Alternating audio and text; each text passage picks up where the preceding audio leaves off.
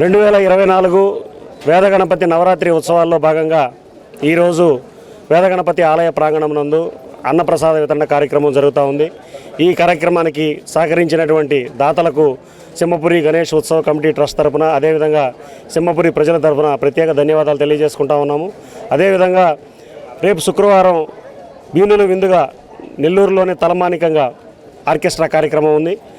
ఆ రోజు 516 కేజీల లడ్డూ ప్రసాదం వేలం ద్వారా కాకుండా 100 రూపాయల లక్కీ కూపన్ ద్వారా సామాన్య భక్తులందరికీ అందుబాటులో ఉండాలనేటటువంటి ఒక సదుద్దేశంతో ఈ యొక్క కార్యక్రమం చేపట్టడం జరిగింది.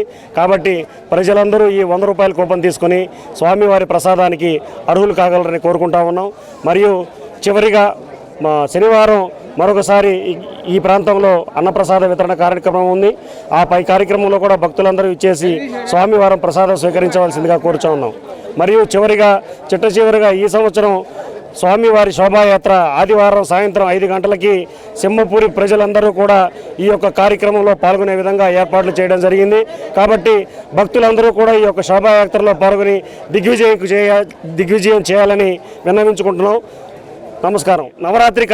నవరాత్రి ఉత్సవాలకి సహకరించేటటువంటి దాతలకు, పెద్దలకు, శ్రేయోభిలాషులకు, మిత్రులకు, సింహపురి ప్రజలకు పేరు పేరున సింహపురి గణేష్ ఉత్సవ కమిటీ ట్రస్ట్ ద్వారా ధన్యవాదాలు తెలియజేసుకుంటున్నాం.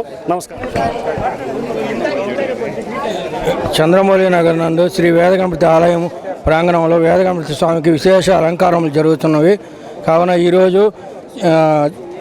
ఈరోజు చందన అలంకారం, రేపు కుంకుమ అలంకారం, ఎల్లుండి ముత్యాలంకారం జరుగును. కావున పై అలంకారములు పై స్వామివారిని విశేషించి స్వామివారి కృపా కటాక్షలకు దీక్షలు కావాల్సింది కోరుతుంది. ఇట్లా సింహపురి ఉత్సవ కమిటీ ట్రస్ట్ ఈరోజు మాకు సహకరిస్తున్న దాతలకు అందరికీ ధన్యవాదములు.